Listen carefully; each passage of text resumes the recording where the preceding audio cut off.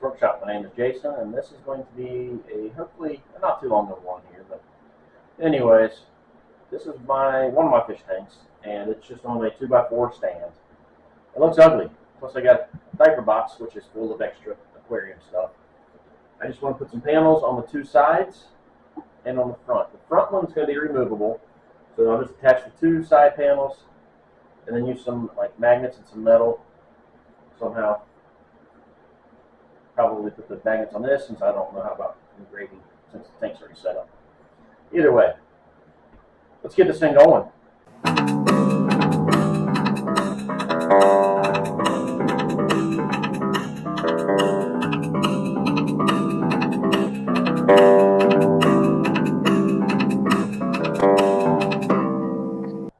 So I've got this chunk of Purpleheart left over from a toy box build. That's what it's from. And this was my daughter's tank. I kind of confiscated it, moved her bluey fish from one tank to another. Either way, I got this Purpleheart, so I'm going to do rails and stiles out of this Purpleheart. So I got this measured to cut down to 25.5 inches for the up and down pieces, whatever the hell those are called. So I'm going to get that, cut this down size, and then I don't know how many I'm going to get out of this, but I need a total of six. So let's get going. Turn my dust collection on.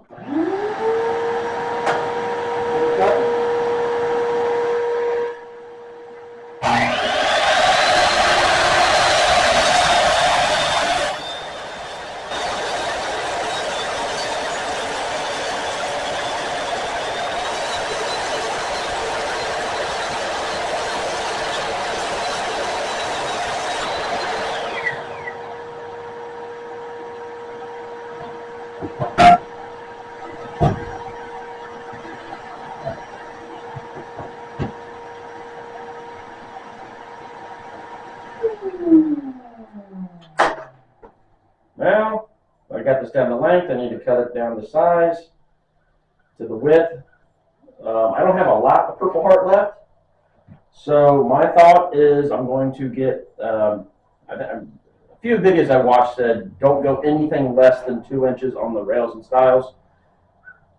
I'm going to do an inch and, what did I decide, inch and a half, inch and a quarter, or inch and 3/4, inch and a half.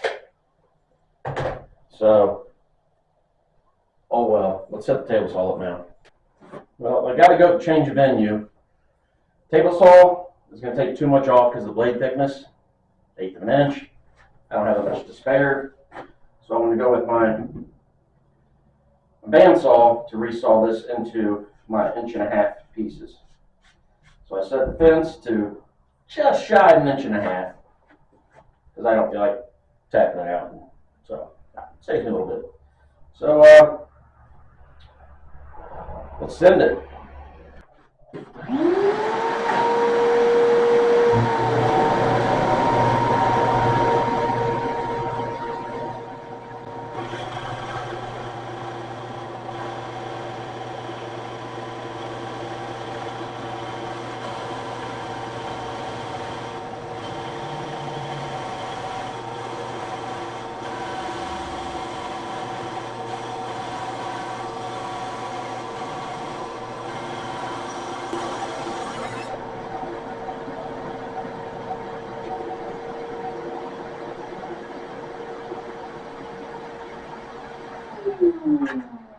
Alright, see what it looks like. Oh, that's not bad. It'll definitely live with that. That's pretty good. Needs some serious sanding on that. But hey, one down. See how many more I can get out of this. We'll be back once I get all this done.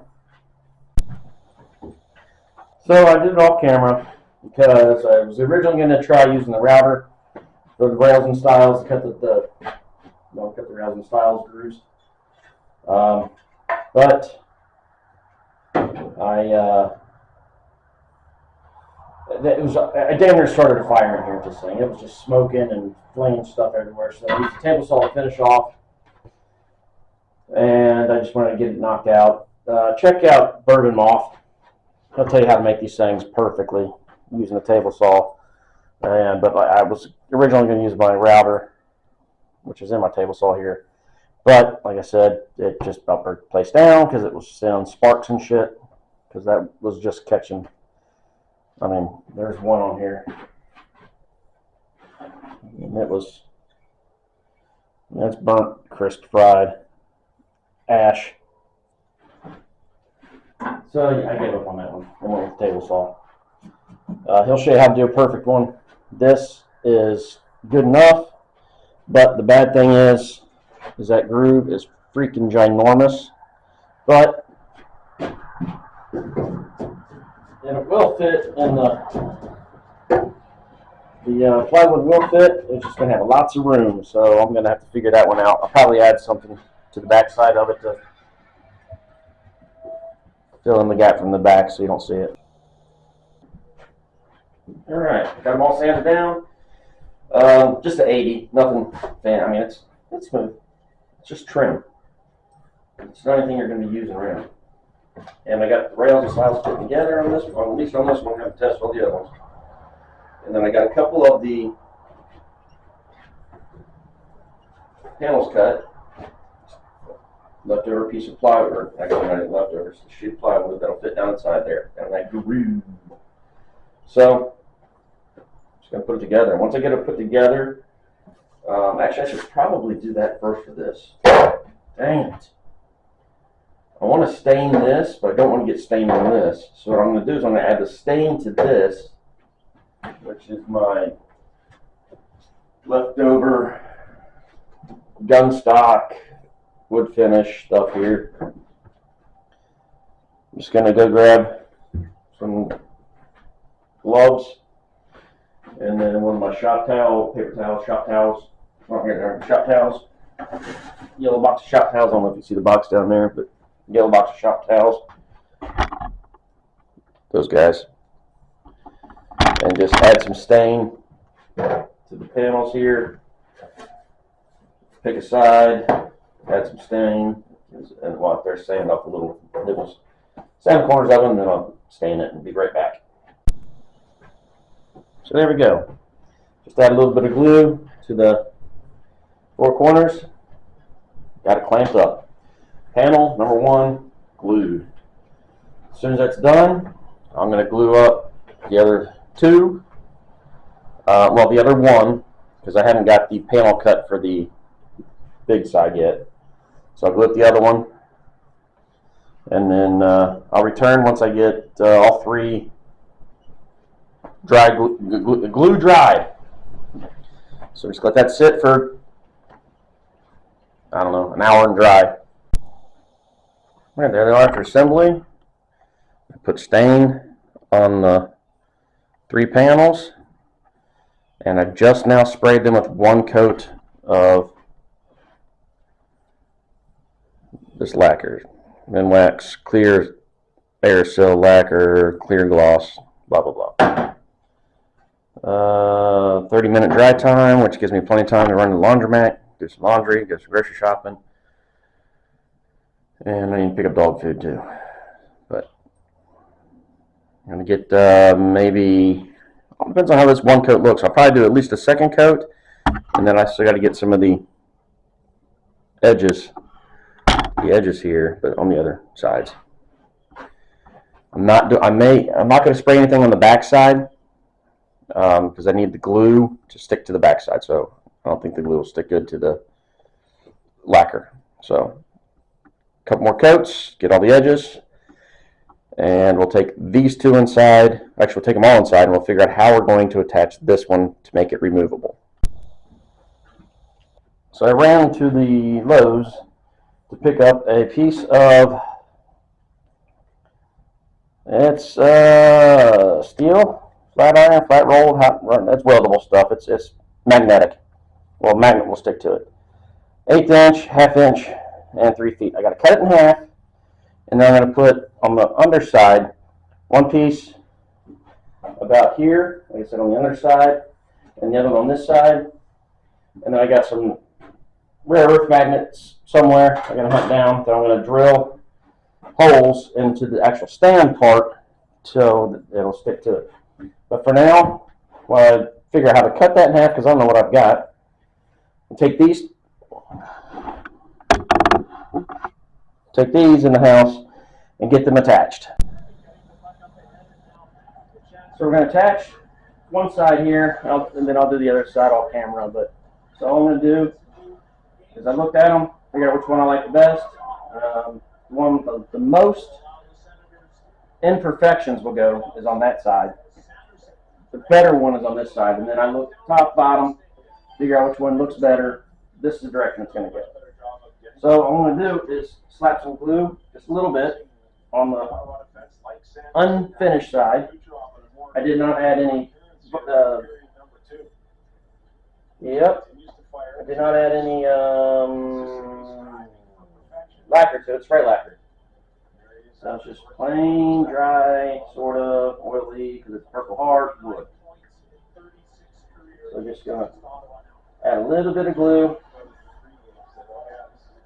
So it'll bead all the way around. I'm not going to smear it around or nothing, because I'm going to add some 18 gauge brads, 1.25 inches to it. And the reason I'm not adding too much to it is it's on the carpet and I don't want it to squeeze out. So I'm just going to put it on here, raise it up, so it's flush with the piece here. I'm going to drive one in first here in this top corner, so then I push backwards. Come on, there we go. So let's just drive. I should probably clamp it and make it better. That's what I'll do. Clamp this thing on there so I can get it lined up.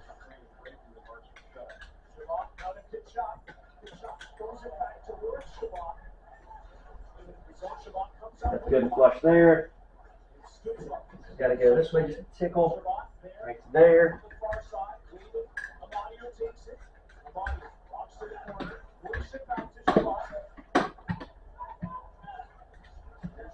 One of those fancy one-handed clamps would work great. Okay, so now this one's off just a tickle. So let's loosen it. Right there. That's good. Check it again. We're good. We're good. And we're just going to add a brad here.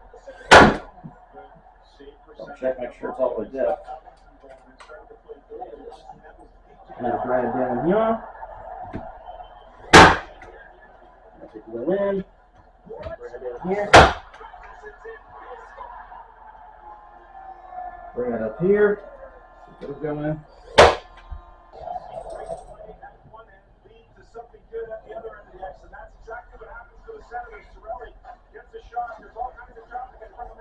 Well, it should be good. And it doesn't have to hold any weight. So, grab each corner. I could take the clamps off. I'm going to let them sit there for a while. Knock out the other side, and then we'll go back outside to finish the front panel.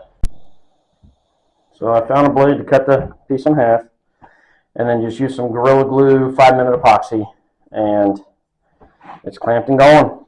So we'll let it sit for, it's 5-minute epoxy. It says it can do stuff in 5 minutes, and then extra cure time for 30 minutes of full, or whatever. Handling time 30 minutes, full cure 24 hours. I want to put this thing on today, but it's only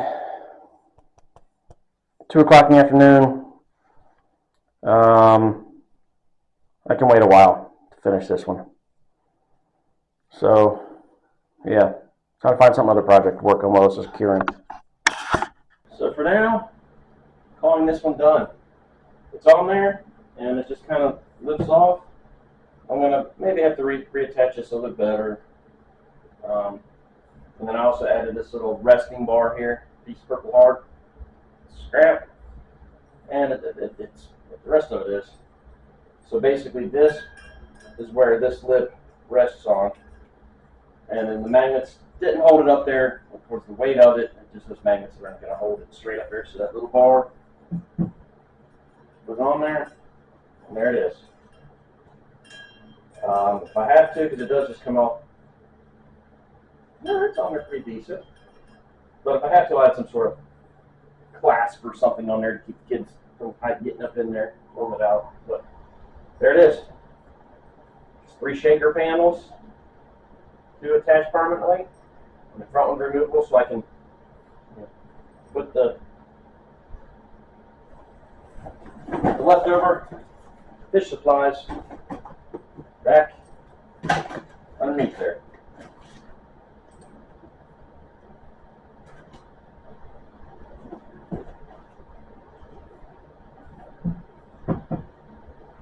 There we go.